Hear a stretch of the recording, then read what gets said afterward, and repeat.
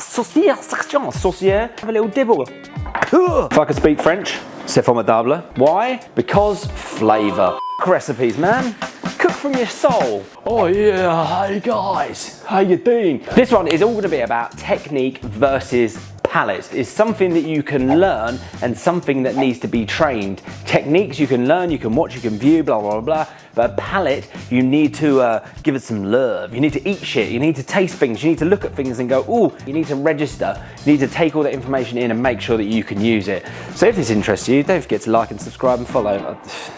Please, I do try. I'm gonna get the whiteboard. Technique, palate. Things I think are technique is like knife skills, cooking chicken, butchery, all of that kind of stuff are skills that can be learned. The palate, I've come over this side, I've never done this before, it feels weird. It's something that will always adapt, will always change, is different with other people. And this is something that is key to decent cooking. I don't give a fuck how fast you can chop. I care that you can taste the difference between putting too much salt in and not enough salt in. There is an amazing video, which I'll link onto this one, where there's a quote about a saucier, the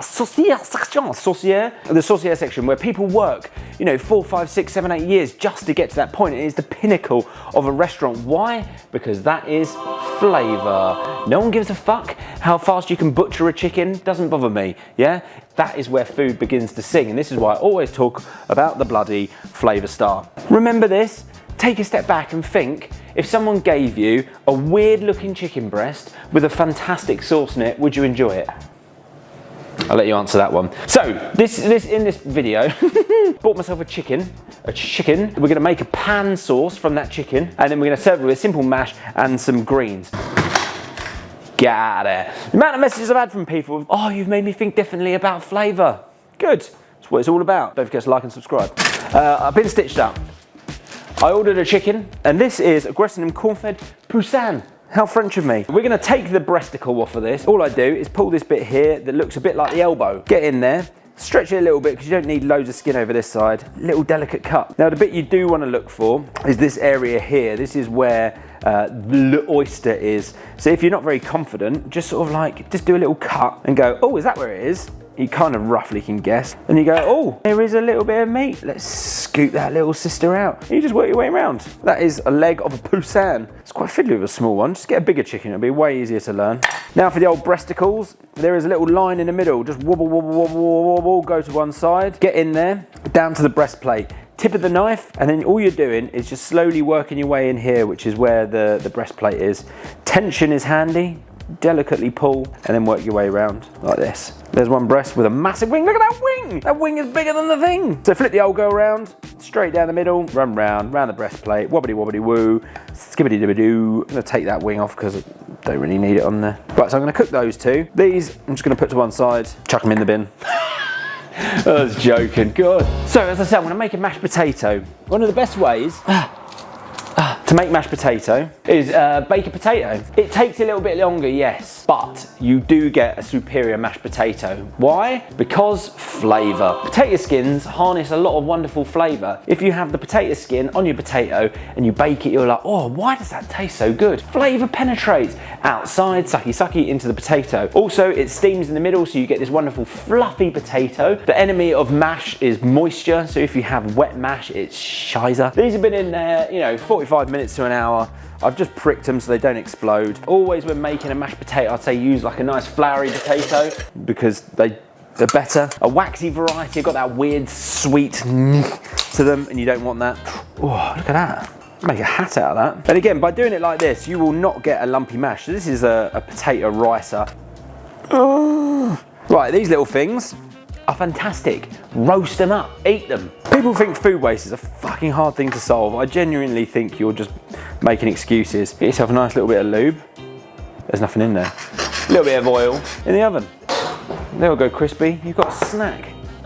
So I'd say this is more along the technique side of things, but then you obviously get to do your element of flavour. So for this poussin, it's going to take no time at all to cook because it is so small. What we're going to do is just get the skin nice and crispy, a little bit of salt, and then we're going to use the leftover residualness in there to make a nice pan sauce. So I've just got a shallot here. Now the thing with making a sauce is they do take time, you know, if you want to have a nice you know, chicken stock, then you're gonna have to reduce that down, make a bit of time, but there are ways of cheating. That's quite hot. Chicken stock, absolutely, why not? Keep an eye on your mashed potato. You want to melt that butter, not just let it sit on top. When you're rendering the fat out of things, especially on like a crispy skin of the chicken, you don't want to get it too hot, otherwise it's going to burn before it's kind of done its job. So control the heat. Again, this is a technique thing. You're allowed to do things to food. Some people kind of just go, oh yeah, says 180, 20 minutes, stick it in there. No mate, give it a bit of love. Right, a bit of garlic. I haven't got any garlic. Not going to put any garlic in it today. Right, season the other side. Let's just flip it. There it is, lovely. Right, so I'm going to leave it skin side down. Just going to pop it in the oven.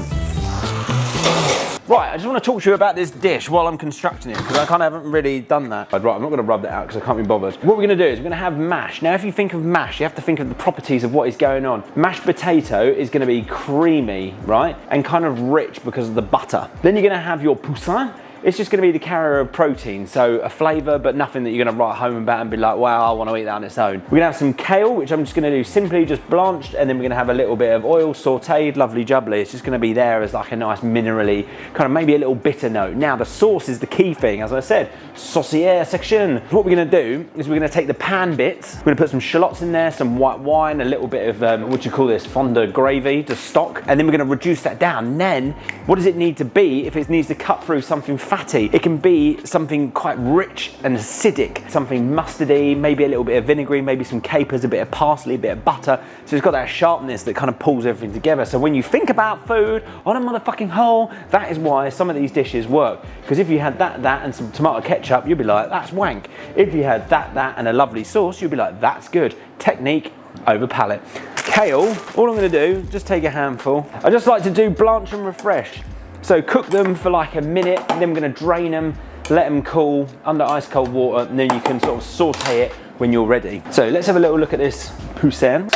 This is on the technique side of things. With a poussin or with a bit of chicken, what you're looking at to do is around 65, 67 degrees and let it rest, and then it will come up to the perfect temperature of just being cooked. That will help it stay moist and absolutely delirious. So that is 62 degrees, probably needs a little bit longer. This one I think felt ready. Yeah, so this little jam sandwich is ready. I'm just gonna plop him over here, skin side up, look at that. Ooh, oh look, oh, isn't she nice? And I'm just gonna pop this one in for 2 more minutes. Oh, look at these potato skins. Look, that is a solution to save the world. It's not fucking hard, is it? This kale, I'm gonna drain and we'll be back. I'm gonna drain this, run it under cold water and we'll be back. Right, so if you've taken a pan out of the oven, that is hot.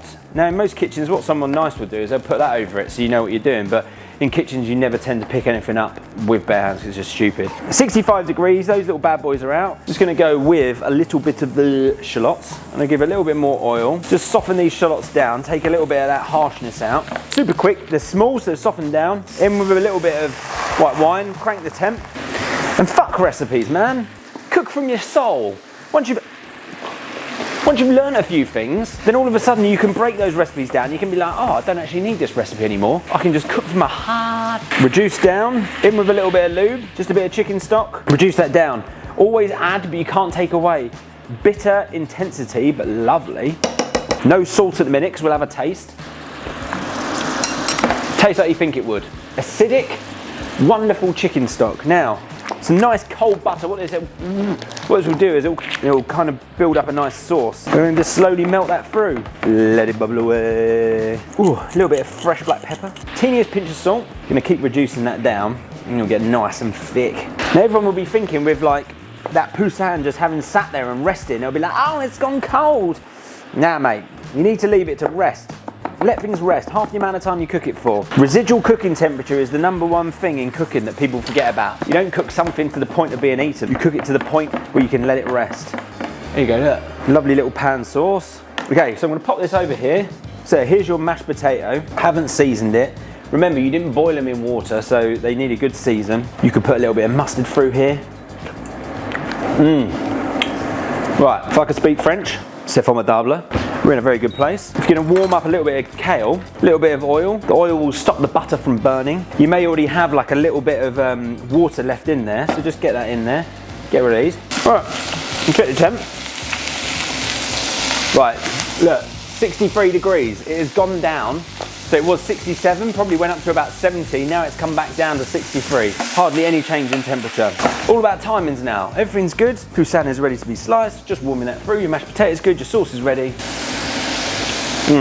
Tell you what, I've had a little bit of lemon and greens, brings out this thing called non-heme. I think it's non-heme iron, but a little bit of vinegar, make it feel a bit brighter, make it feel a bit fresher. Everyone goes, oh, you use vinegar and everything. Yeah, yes I do. And then it's up to you how you dish this little bad boy up. So I'm just gonna take a bit of this mashed potato. This will freeze down wonderfully. Poussin, a little bit of your veggies, lovely. Then you've got your sauce, pan sauce, which you beautifully balance. Think about it, you've got to balance things. And all you need to do is then spoon it over the top. I think I'll pass MasterChef doing this. Now, if that doesn't deserve a like, a follow, subscribe and all that shit, come on! So look, there we go. That is a very, very simple way of thinking about a dish, how to create a dish, technique over palate, all of that kind of thing. Train yourself, taste the things. If you're going to be cooking with Dijon, have a little dibble and go, what?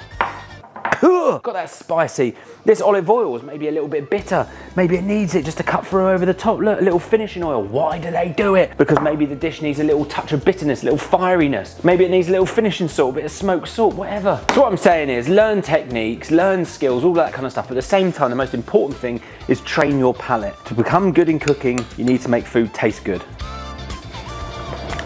And that is delicious. And these poussins.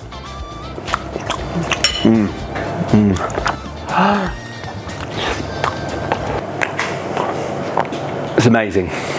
Amazing. Well, there you go. Thanks for tuning in. And guys, don't forget, if you want to put something in the comments of what you want to see, what you want to do, all that kind of stuff, just put it in there. Cheers. Don't forget, look, these are your little potatoes. Bit of salt. Very good.